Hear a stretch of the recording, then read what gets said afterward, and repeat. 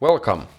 With us, you're not just a listener, you're part of the community, the movement driving real progress. Let's explore how big ideas can turn into real-world positive impacts together. My name is Ronny Eriksson, and this is the Impact Series. Welcome, Anne Beate Hovind. You do a multitude of things, but you are most easily defined as an urban developer who commissions and produces art in public spaces. You are the curator of the world-renowned Future Library in Oslo, a public artwork piece by Scottish artist Katie Peterson, which will happen for the next 100 years. You started your career in urban planning and gradually transitioned your work towards public art to create more meaningful urban experiences. You then became the project director of art in Bjørvika Utvikling, where you were responsible for building the public spaces in one of Oslo's neighborhoods. You are an assistant professor at the Faculty of Technology, Art and Design in Oslo. Over the past 20 years, you have worked at the interface of art, culture and business, and in 2018 you received the Oslo Municipality's Artist Award for your work with art in the city. That's a very impressive background, but also a concept and subject area that I'm really passionate about. So I'm excited to welcome you to today's episode. Thank you. I'm also eager to talk about this. It's actually fun. I founded my own personal company 4 years ago, which is called Naapurusto. That's a Finnish word for neighborhood, because I wanted to create more movement in the neighborhoods all around Finland, and that's actually what we're working also together with the team nowadays at. Okay. But to get this episode started, we're normally always asking the big what-if question here in the start, just to throw you in the deep end, where you seem to be already working, so it shouldn't be no that hard for problem, you. I'll swim. So let's get into it. So what if we entirely reimagined spaces, such as libraries and neighborhoods? What if? What if? What an open brief. And I love open briefs. That's how I fight for every artist to have an open brief, because I totally believe in open briefs, that's when the imagination really sparks. And that's when magic happens. And that's when everything is at play and you can really think and imagine. That is such a wonderful invitation. Also when it comes to public spaces. I think there is too much linearity in this world.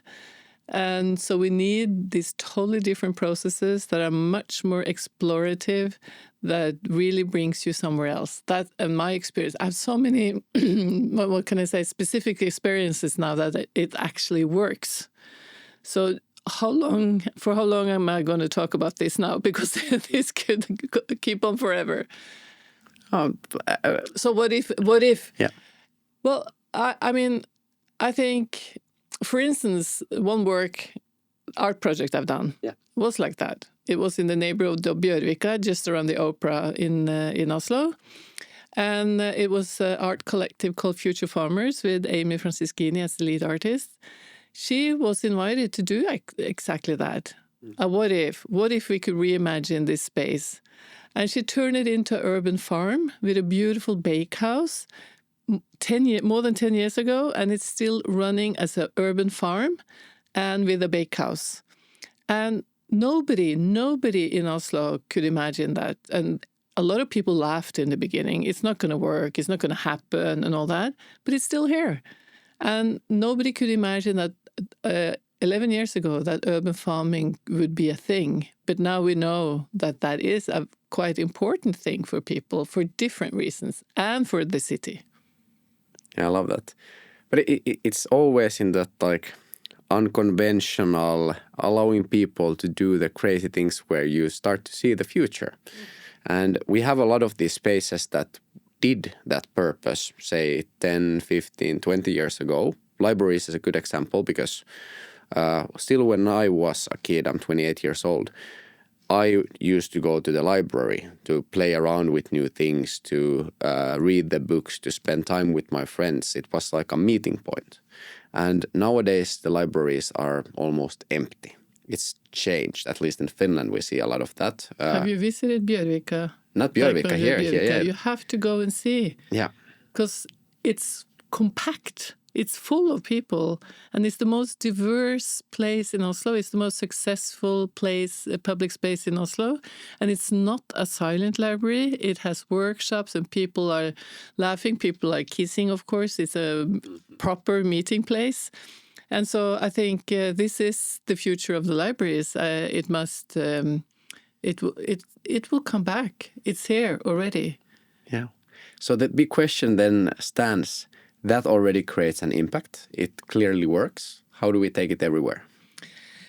Well, I think what I have, if I go back to the farm, to reimagine that, it's free, it's a public space, it's very welcoming, it offers activities that are cross-ethnical, cross-countries, because it's baking and farming. So you don't really have to know each other's languages. You can actually, it's in your hands, you know. Baking is in your hands. It's immaterial knowledge.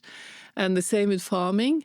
And I think this, for instance, has a very big impact on how people are collaborating, how people get to know each other, how they read the space. So I think we need this kind of spaces so that we can engage with each other on a low-key way, you know, so that it's a very democratic and egalitarian way of creating public spaces. So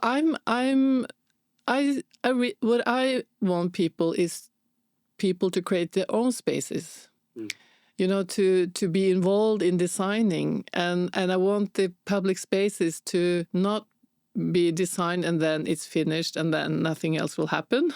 I think for the future we need really robust planning so that we can change the program in that public space if people change their needs, so it stays relevant. And this is for me the key point, that it's not so linear. It needs to be changed and be relevant, and that's why when people are using the space, you know, see what I mean? Yeah, 100%. It makes a lot of sense, and it's like this by the people, for the people, with the people thinking. That's where a lot of the future lies, that you can't like go around if it's always like the municipality and architects that are building something that they think people want or they think is cool or looks good in the cityscape. Those buildings tend to become or are left pretty empty. But I've been trying to push myself and together with some friends a couple of these projects. But it's not that easy to make the cities allowed to do something completely outside of the box, even though there is proven impactful examples as the work that you have done. Why is that, and what can we do about it? Oh, that's a big question. I think, you know, I'm famous for having this saying, I make possible possible. What is impossible, I don't care about. Because, you know, usually you say, I do impossible possible. But honestly, I think there's so much that is possible if we let it happen, that's enough. I mean, there's so much to explore that is possible. But I think a lot of us there are structural challenges, of course, and there are cultural challenges within municipality, innovation-wise, like you're pointing at. But I also think there are obstacles within ourselves that we think it's not possible. So you don't dare to believe in it, you know? So we have to work on different levels to make it happen. And I think start with ourselves and start creating things. And what I'm really into now, what I'm really concerned about is that we need to exercise imagination. We need to exercise imagination to become future literates, to understand how we can change the world. And that has to do with imagination. And Margaret Atwood is part of, the famous author, is part of one of my art projects. And what she says, that if we can imagine a future, we can also create it. And that's why I think imagination is so important, and imagination gives you hope. So you need to, because, yeah, so that's where you got me. I can go on forever about this because I really think it's crucial at this time we're in now. Yeah, I agree with what you say. And I think like the systematic change, what also the whole Catapult Future Fest about, there is a lot of the like solution to that. So you need to be able to change how people think, so affect the mindset, but you need also to be able to change how the systems work and how the systems open up. And that's why events like this, actually, Catapult Future Fest, are good examples, because when you get enough of high-level people in the grassroots, people working with things like you are, I think those discussions open up the opportunities. And what will be really interesting to understand is that where did your project, for example, with the urban farm or the library, where did that kind of like get started? What ignited it? It is 17 years ago since I started working with the transformation of that harbor development. And I work for the property developers. And I was appointed to become the director of the art project because I knew art, but I actually work in the construction business. So I was also part-time or full-time building a hospital outside Oslo in the top management group of that hospital. And then I did the art project on the side. And I think, so we came actually from the property developers. And what I do always in any process I start with having an open discussion to create a platform together with the commission or the property developers so that we actually have the same ambitions and understanding of art. Art for me is very close to innovation. You know, I could also speak about innovation in that perspective. It's really the similarities in the processes. And the same if you want to work with innovation in big organizations, you need to do the same thing because there's so much power in the linear processes in those big organizations that if you're trying to disrupt the linear process with something explorative, it's hard. They won't let you, you know. It's hand in the machinery. So you have to create the understanding and the platform and to create this space for it to happen, art and innovation. And so this is the first thing I always do. And if I'm lucky, the property developers in this case trusted me enough to let me work in peace, you know, as long as a report. So this is what happened. They really trusted me. And so when I started these crazy projects, I don't know, I didn't dare to tell them the truth. 100 years, for instance, with the Future Library, you know, it's hard to address and say, and it's going to last for 100 years because that could have ended in a lockdown. So I had to wait to tell them everything, you know. But I think this is, and then to start, I think what happened, for instance, with Future Library, I needed a forest. And so I went to the municipality and asked this director of the environmental issues in the municipality if I could have a forest. And I thought he would say no, but he actually said yes. Why not? So why not? The why not culture needs also to be created, you know, not to kill any ideas immediately, but actually have the capacity to try it out and let other people try things out. And fail maybe if it's possible. And we know this is what the case is when it comes to innovation, but also art, that you need this kind of culture of serendipity, and it's a different attitude towards change.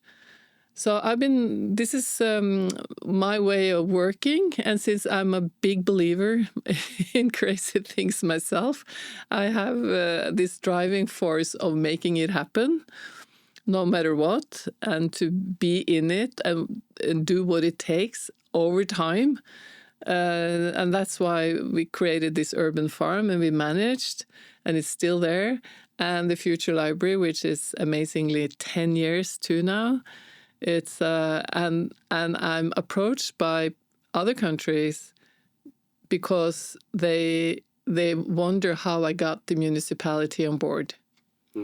Because it proves that it's possible with innovation within public sector, for instance. Yeah. There is some magic in that. I can see like Copenhagen is another city where I've seen like a bit similar strides and similar movements happening. And it also started a lot with like an architect looking at things a bit differently, Bjarke Ingels. Yeah. And it's like, it's a beautiful form of impact if you can get like this whole like triple helix ecosystem. So, you know, like the academia and then companies and the government working hand in hand to support each other with all of these different elements that are out there. And that collaboration is just not that seamless yet. It's challenged by like many norms. But if we can overcome that, I think like we start to see a lot of like more culture and art and innovation and movement, because the kind of like core point of the whole innovation art landscape is that how can we be more creative and how can we leave room for that creativity. Moving towards like that direction, what is next in your like landscape? What is the next big like crazy project? Do you have already something planned? I feel, you know, it's last Sunday, it was the yearly handover of the Future Library project. So I'm totally exhausted at the moment. But it was amazing. And Future Library is like, I have run the marathon twice, New York and Oslo. And for me, the Future Library is also a marathon. So you have to make sure you get enough energy, water in between. And so it's crazy every year, to be honest. And it's an amazing project. So at the moment, I don't think I need more like that. But that said, I'm a very practical person. So tomorrow, for instance, I'm giving a talk about art and placemaking at a conference nearby, where I'm chairing the board of transformation of the old airport in Oslo. It's just outside the center. So it used to be the main airport in Norway, and it's now being transformed into social sustainability art. There's lots of art. There's lots of television production. For instance, The Voice final is on Friday in the big hangars. And I think I love this practical approach to making things happen. So I think that might be the craziest project. It will take a while. Yeah. But I use so many things from what I learned from art projects in my approach to this too, because I think it's quite arty to succeed in this project. So it's 19,000 square meters. It's not a small place. And this is where I think I'm at my best, is to combine the linear world with the explorative world, and if you see what I mean. And I know kind of to navigate. I honestly believe that's the future, that we need to be much more skilled in using tools and between these worlds, and try to interpret it between them and see when do we need the explorative part, but when do we need the linear to make things actually pull through, you know, implement things. Because you need both, but you need to understand when you have to have which approach, if you understand what I mean. So I think this is, I think maybe that's the most, but you know, I was very bored during COVID. And I have children, and they're like, what's next with that mother? And so I started a freediving company up north. I've never freedived before. So I tend to become bored. And then if something comes up, I'm very good at seeing possibilities and new adventures. I'm not so good with money, though. I'll never be rich, but I have a lot of fun. So I even have a son. I have a son, a son-in-law. He's Japanese. So also during COVID, he was quite unhappy because what could he do in Norway? He usually lives in Chiapas from Japan, but in Mexico. And he's a shoemaker. So one day I went outside and I looked at my garage and I realized it's going to be a shoe workshop. Today, you should go there.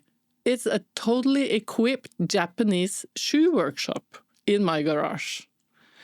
And, it's possible if you see them. I think we equip a lot of those skills that are truly entrepreneurial. There is a lot of hype in the startup scene now. Everyone's talking about startups left and startups right. But then there is those people who are truly entrepreneurs. It's not about the money, as you're saying. It's about the impact. It's about having fun. It's about doing unconventional things. And that's where I truly think that the impact for the future and the what's next actually lies. Those are the biggest what ifs that you can actually get in life. It's what if we would do the possible and imagine it in a even crazier way that we normally maybe would. I've been thinking a lot about actually this placemaking concept that you're also mentioning, communities and placemaking. How do we really create places that brings people together so that they can together also drive these kind of things?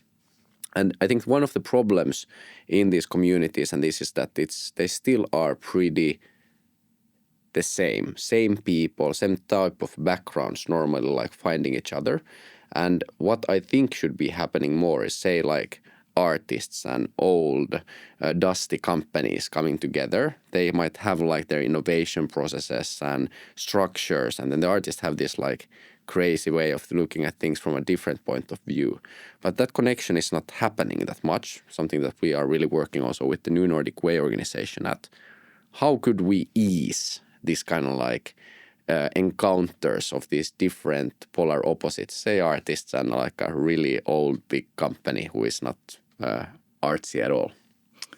Yeah, I totally agree with you. And I'm since I'm getting older, I don't know. I think I'm quite impatient with big organizations, to be honest. And it's almost a little bit frightening how slow that development goes, because I think for me it's obvious to have art residencies, for instance, in big organizations is very important to have and let them work freely, like NASA has done for 50 years or something, or CERN in Switzerland has the same thing. They have art projects and they see how important it is and how close innovations and art are actually connected. So I think this is. I think it should happen much more than it does. So I think I totally agree with you. But I don't know. At the same time, I don't know what to make that speed up. But it's not only with competences; it's also where people come from. Diversity is always. It's always more fun, to be honest. Yeah. Yeah, that's kind of big topic, and I think the thing what we really need to do is think about maybe from the placemaking community perspective is how do we bring those together, and that's probably something that we could actually look at together, because first and foremost it connects Finland and Norway also a bit closer together, but most importantly it creates us a new Nordic model how we could actually do that type of connection in all of the countries, because it's needed all over here. And then the world normally follows our example. People look a lot up to the Nordics when it's come to different kind of new models and new ways of doing and the startup ecosystem and so on. So as long as we're able to do it and make it work, then we can take it elsewhere. So do you have a big what if? Something that would maybe summarize together all of your thinking? Or do you have a own sentence or wording there? Well, it must be the possible, and the rest I don't give a damn. The impossible part, it must be that. But that said, I think what really interests me is, since I have the handover of the Future Library on Sunday, I can't stop thinking about why. It's not what if, but why does it resonate with people all over the world, across ethnicities, religion, and countries? You know, it's something extremely basic human, and it's very Nordic. It's about nature, it's grounded, it's egalitarian, it's about public space, and it's about allmenning, you know, the commons. And I think a lot of people that are under threat, climate and nature-wise, and war, they see this much clearer than we do. Because we, after all, are living in a very peaceful corner of the world. And it hasn't really come to us yet, even though the Ukraine war is in our neighborhood. But I think it's because what these people say outside is that the Future Library creates hope, that it's actually there will be a future and all these kind of really universal questions. So if we could take that, and I think that's with the farm too, that people come there from all over the world because they feel they're welcome there. It's something we have in common. Farming and baking, as I said, it's something we share. And this works, both Future Library and the farm is focusing in what we have in common more than what's different between us, you know? And I think it's quite naive, but it's also true that we have to focus on what's in the middle, not what differs us, if you understand what I mean. And if we can take that to placemaking, so how would you approach that model wherever you are in the world? I think people will get it. People will understand how to create that kind of spaces. And I think that's what we need at the most now. And to imagine these places. I mentioned Margaret Atwood. I've met her many times since she's part of the project, and she is into practical utopias. I believe in practical utopias. I think that's what I'm doing almost every day. A utopia is like creating something beautiful or something impossible in a way, something crazy, and to increase the capacity of creating utopias every day. Practical gives hope. Yeah. And let's do it. Let's start that kind of approach to placemaking. Creating practical utopias. Yes. That's like a really, really beautiful sentence that I need to put in use. And I think what you're saying also, you can see kind of like why something that you created resonates so much. I think the problem is that we live in a really safe corner of the world where things are really good and safe and everything is pretty easy, convenient. So we don't think that much about like these basic things, future, being together, connecting with others, that we have a bit like grown away from that, what is really important. So I think when you put that kind of place in the middle of the center, people start to go there and then they remember, oh, hey, this was what life was actually about. Now I've been hanging a lot around home, watching Netflix, eating ice cream. It's been always fun and I get my like kicks from it. But hey, this is what life is actually about. Why did I forget that this is where the core actually lies? Being close to other people, being connected with the nature. And that gives you belief that there is actually a better future and better tomorrow. So that I think is actually like the salt of what you have put out there, and something that we're a bit missing at the moment, in my opinion, in Helsinki, for example. I remember I was invited to South by Southwest. I didn't know what it was, but I was invited in the main program. I think I was the only from Norway, and they wanted me to share the story about Future Library and this urban farm. And what I found then and I spoke a lot about empathy, and we have to increase our capacity to feel empathy, and that comes through physical experiences. And what I experienced then is a quite high-tech conference, but a lot of these people then cried, started crying. A lot of people get emotional around these works because I think it's touching something very basic human. But they said the tech pendulum had gone too far, and so they were longing for something else. And I think that's what you're saying too. Yes. Yeah. I have even drawn a beautiful graph of it, which I can send to you. Oh, that's interesting. Yeah, we need to connect 100%. properly. No, but you've shook my mind in many ways here. Also, you actually have a really empathetic way to talk to people. So thanks for being present here, present in this conversation. I think many of the listeners will truly appreciate this down to earth approach. It's a really little woo woo and a lot of really the practical utopia that you mentioned. Lastly, what would be your main tip for impact, or a last inspirational sentence beyond the possible? Beyond the possible. Yeah.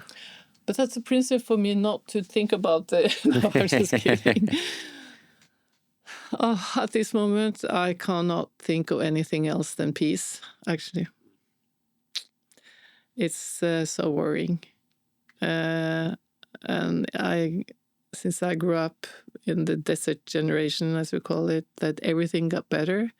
And now suddenly it's not only climate and nature crisis, it's also a war and conflict and radicalization. And I think we had democracy things happening. So I just really wish we can connect peacefully.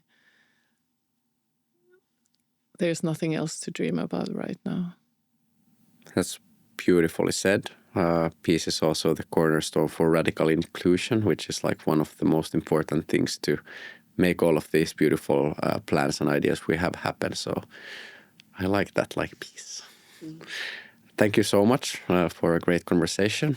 Thanks for being here with us, and I hope to talk with you tomorrow already at the event. Thank you.